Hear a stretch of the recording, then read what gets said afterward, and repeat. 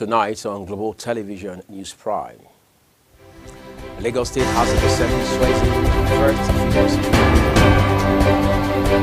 In business, oil price surges to $81 a barrel. The foreign saints suspended South Korea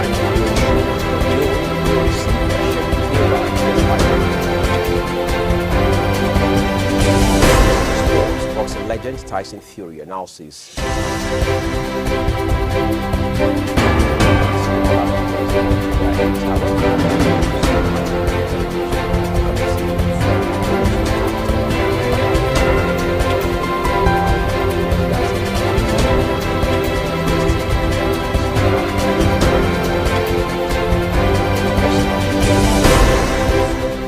Christopher Musa says the military follows strict protocols before executing any airstrike across the various theaters of operations.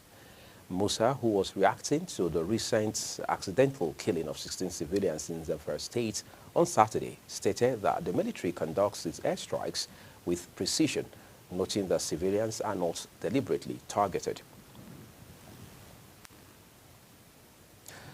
A leading in Kano State, Saminu Baba Adana, has reacted to the appeal court. Abuja Division nullifying an earlier order by a federal high court. Adana Gundi expressed vehement disagreement with the appellate court over what some now call a controversial judgment. I am of the opinion that you cannot, just by repealing a law, sack all of us without giving us any fair hearing. So I did not agree with what the government did. That's why I ran to the Court of Appeal and I got that order. And in that order, the judge did not even go into the main issue or anything. All he said is maintain status quo ante. And then he picks a date for us to come and address the law, for our lawyers to come and address him on the jurisdiction, which he had, all our lawyers, and decide that he has the jurisdiction to entertain our fundamental right. That was what happened. And that was what the Court of Appeal said, he does not have the right. So I am appealing. I've already appealed against the judgment of the Court of Appeal because I disagree with their ruling. Yes.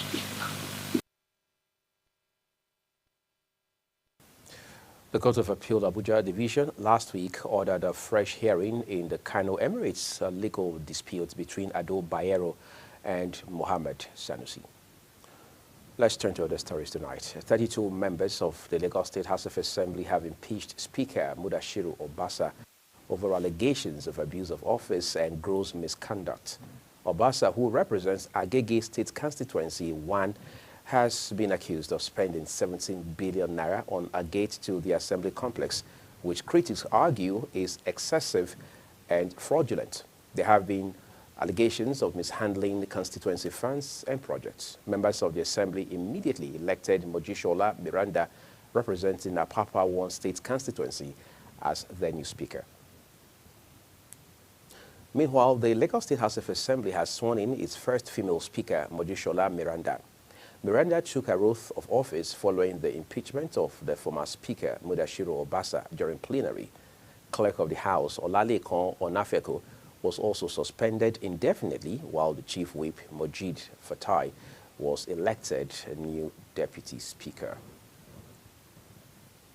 Suspected members of the Islamic group Boko Haram terrorists have reportedly killed a yet-to-be-known number of farmers in Kukawa local government area of Borno State. Reports say the incident occurred in a village called Kayakura in Kukawa, and residents in the area who confirmed the incident said many farmers were abducted by the terrorists. Meanwhile, the State Commissioner of Information and Internal Security, Usman Ter, confirmed the attack in a statement, calling on the armed forces to track and neutralize the criminals. Elsewhere in the news, troops of 6th Division Nigerian Army have destroyed no fewer than 32 illegal refineries in its continued effort to curb oil theft across the Niger Delta region. The troops, with support from other security agencies, also deactivated 14 boats used for the criminal activities, arrested 15 suspected oil thieves, and recovered over 60,000 liters of stolen products during the operations. Acting Deputy Director, 6th Division Army Public Relations, Lieutenant Colonel Jonah Danjuma, in a statement said the operations were conducted between January 6 and January 12, 2025 across the joint operations area. Nigeria will, on Wednesday, January 15, host a regional meeting on Lassa fever vaccine development. Coordinating Minister of Health and Social Welfare, Professor Mohammed Pate, disclosed this during an interview with newsmen. Last December, the Nigeria Center for Disease Control and Prevention, NCDC, had activated the Lassa Fever Emergency Operations Center to address the current Lassa fever outbreak during this peak season. Let's talk some more on health. The Coordinating Minister of Health and Social Development, Professor Mohammed Pate, has disclosed that an independent assessment has been conducted to evaluate the quality of care in tertiary hospitals across the country. Pate, speaking during an interview, noted that the survey was carried out by the National Tertiary Hospital Standards Committee in order to evaluate the quality of care provided to Nigerians. He explained that the committee was formed on the provisions of the National Health Act of 2014. The Federal Capital Territory Commissioner of Police, CP Tuni Disu, says arrested vandals of manholes and public property will henceforth be charged with economic sabotage and attempted murder. Disu made the statement during a press briefing following a Security Council meeting with the Federal Capital Territory Minister, Nyesom Wike. Last week, operatives of the FCT Police Command, in collaboration with sister agencies, had arrested 50 suspected vandals in separate raids at hotspots in Kabusa, Gareki, Mabushi, and Wuse. A chieftain of the All Progressives Congress, APC, in Kano State, Mukhtar Ishak, has trained over 1,400 youths on information technology. The exercise was organized in line with the party's national chairman, Dr. Abdullahi Gandaje's commitment to youth empowerment across Kano State. Global Television Northwest correspondent Idris Jibrain now brings us details.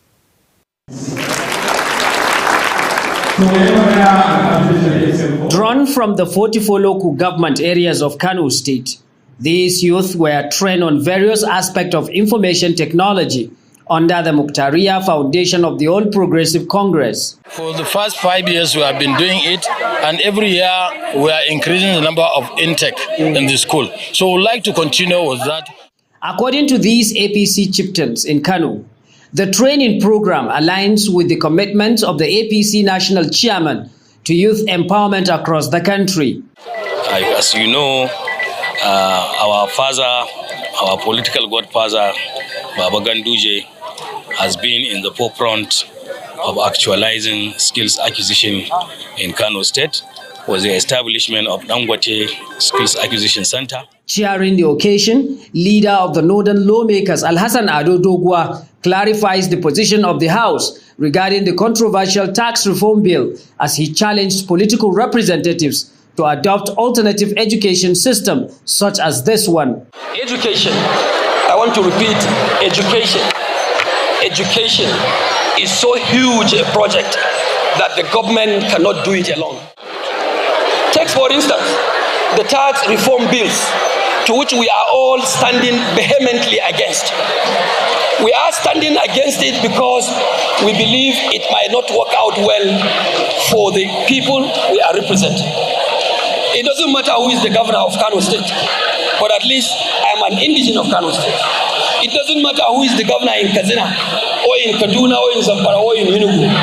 But any program that comes to bear negatively to the fortunes of our our respective governments in our respective states, then those of us who are on the floor of the House of Representatives to hold brief for our people will dare not allow any policy that will come and be detrimental to the interests and aspirations of our own people. About 1,410 of these youth have now benefited from this training program and are expected to become self-reliant.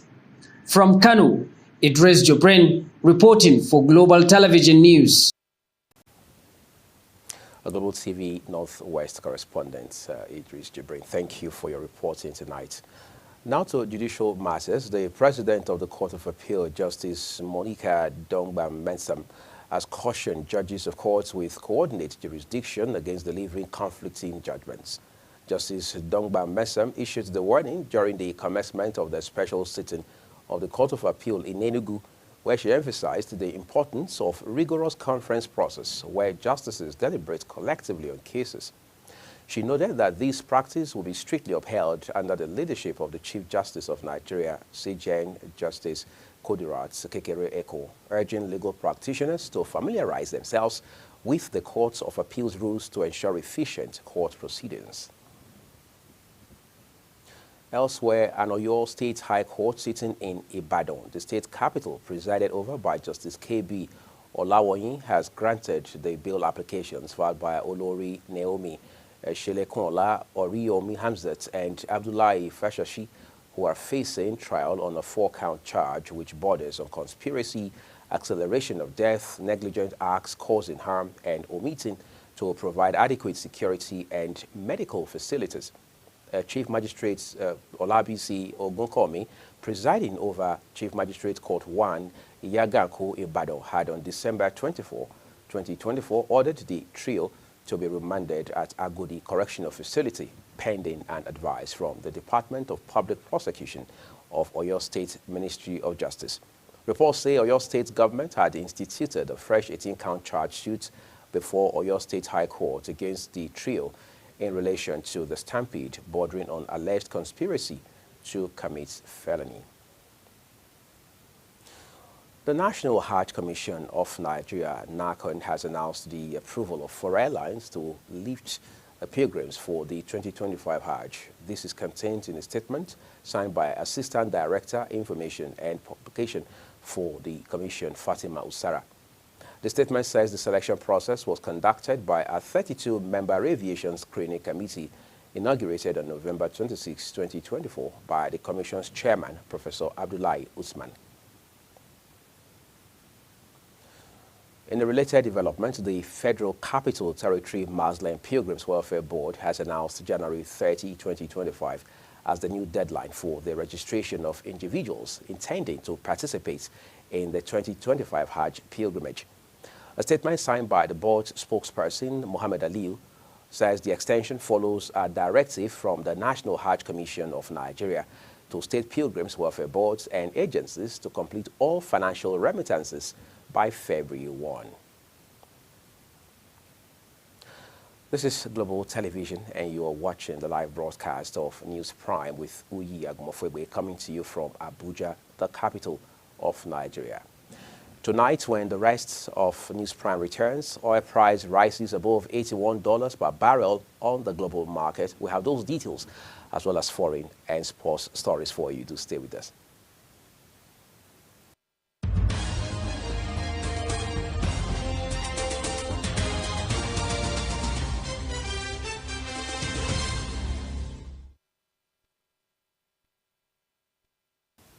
Well, thank you for staying with us, everyone. Tonight, we begin the second part of our news broadcast with business. Oil price rose above $81 per barrel today as the global oil market responded to the latest aggressive sanctions on Russia's oil industry by the United States. Oil marketers in India and China got a wave of the sanctions on Friday. The global oil benchmark crossed $80 a barrel as they held emergency meetings to assess their situation. This is the highest surprise in more than 4 months as U.S. sanctions on Russia and Iran project global oil prices to soar. Now, there are indications that the federal government will tomorrow list out names of 18 banks owing almost 200 billion naira to Nigerian telecom operators on unstructured supplementary service data, also called USSD service, and remained adamant towards settling it for several years. The reason for the public seems to be the telcos to stop offering them services that enable their customers to conveniently do online banking. As the country battles incessant blackouts, about 250 manufacturers and academic institutions have abandoned their respective power distribution companies to generate their own electricity. The organizations, many of whom are bulk electricity users, shunned the national grid to generate reliable electricity for themselves. This is coming amid the high cost of electricity, fuel price hikes, incessant grid collapses. The National Agricultural Development Fund, NAFD, has signed a contract agreement valued at $70 million for the direct procurement of 2,000 John Deere tractors. The fund was mandated by the Federal Executive Council to spearhead the deployment of 10,000 John Deere tractors across Nigeria, with an initial rollout of 2,000 units scheduled for the first and second quarter of 2025, and to scale it up to 10,000 over the next 5 years. Let's go foreign on the news tonight. The United States has unveiled new export rules on chips used for artificial intelligence, AI, furthering reports to make it tough for China and other rivals to access advanced technology in Joe Biden's final days as president.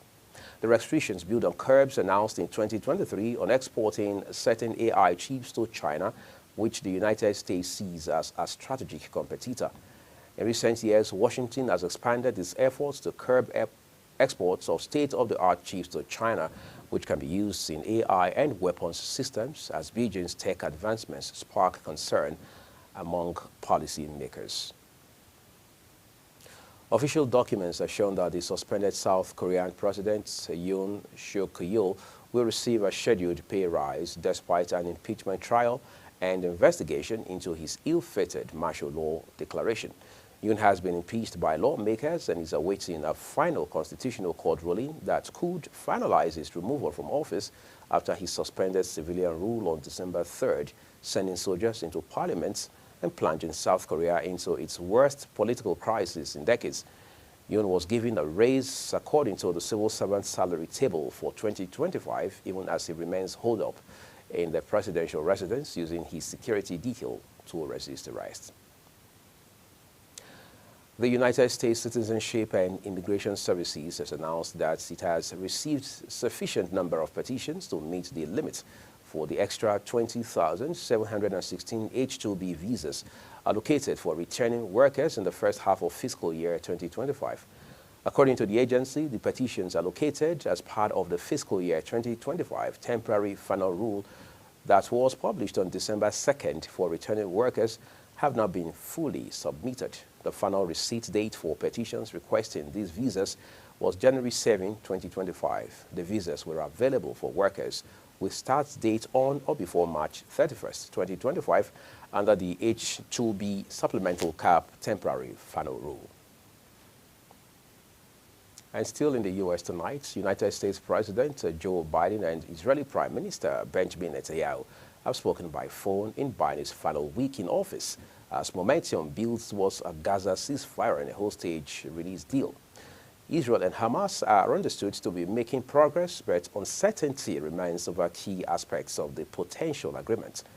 While the White House said Biden discussed the fundamentally changed regional circumstances following Israel's ceasefire with Hezbollah in Lebanon, the fall of the Assad regime in Syria, and the weakening of Iran's power in the region, Netanyahu's office said he had updated Biden on instructions he had given to senior negotiators in Doha to advance the release of the hostages. Mozambique is set to swear in its new parliament following months of deadly protests over an election in October that the opposition said was rigged. Opposition leader Venancio Mondlane has called on his supporters to hold peaceful protests starting from today till Wednesday, when Daniel Chapo is due to be installed as president. And now let's bring you some sporting news. The new head coach of the Super Eagles, Eric Schell, has vowed to introduce an attacking mentality to the senior men's football national team, saying football is about scoring. Schell made the remarks during his official unveiling at a ceremony inside the media conference room of the Moshood Abiola National Stadium in Abuja. The Malian won 5 caps for the Aiglons of Mali in a playing career that also saw him playing for FC Martigues, Valenciennes, Lens, Istres, and Chamois Niortais. And still talking domestic sports, the chairman of National Sports Commission, Shehu Diko, has defended the appointment of Eric Schell as the new coach of the Super Eagles, praising his exceptional coaching, especially with the Malian Eagles. The 47-year-old's appointment by the Nigerian Football Federation, NFF, has faced criticism, with some arguing that the football body settled for a former Malian coach instead of choosing a Nigerian for the top job. Speaking during a television program, Diko said Schell has a strong understanding of African football and is well suited for the job. In the meantime, Eric Schell has officially been unveiled as the new head coach of Nigeria's Super Eagles at a ceremony which took place at the media conference of the Moshood Abiola National Stadium here in Abuja. Nigerian National Football Federation, NFF, confirmed the former Mali international's appointment last Tuesday, making him the 42nd substantive head coach of Nigeria's Super Eagles. Let's turn to boxing. Legend Tyson Fury has announced his retirement from the sport, bringing an iconic career to an end following consecutive losses to undisputed heavyweight champion Alexander Usyk. Speculation had been rife about Fury's next move, with fans eagerly anticipating either a trilogy bout against Usyk or a long-awaited showdown with fellow Briton Anthony Joshua. And now time to bring Global Television's News Prime to an end, but first off, let's take a look at some of our big stories. Musa says the military follows strict protocols before executing any strike across the various theaters and operations. In business, oil price rose above $81 per barrel on Monday as the global oil market responded to the latest aggressive sanctions on Russia's oil industry by the United States. On the foreign scene, official documents have shown that the suspended South Korean President Yoon Suk-yeol will receive a scheduled pay rise despite an impeachment trial and investigation into his ill-fated martial law declaration. And finally, in sport, we told you boxing legend Tyson Fury has announced his retirement from the sport, bringing an iconic career to an end following consecutive losses to undisputed heavyweight champion Alexander Usyk. And tonight, that's how we'll call it a wrap on Global Television's News Prime. And we are Mofwegwe. Thank you so very much for watching. But we'd love to remind you that you can find Global Television on DSTV, channel 365, Star Times 276, as well as free-to-air on Comsat. Use our handle at Global TV NG, as well as others now showing on your screen, to follow and engage with us across social media platforms. On behalf of the entire production team here in Abuja, Nigeria's capital, who have done an amazing work with this production, we say thank you again for watching. Stay with Global Television.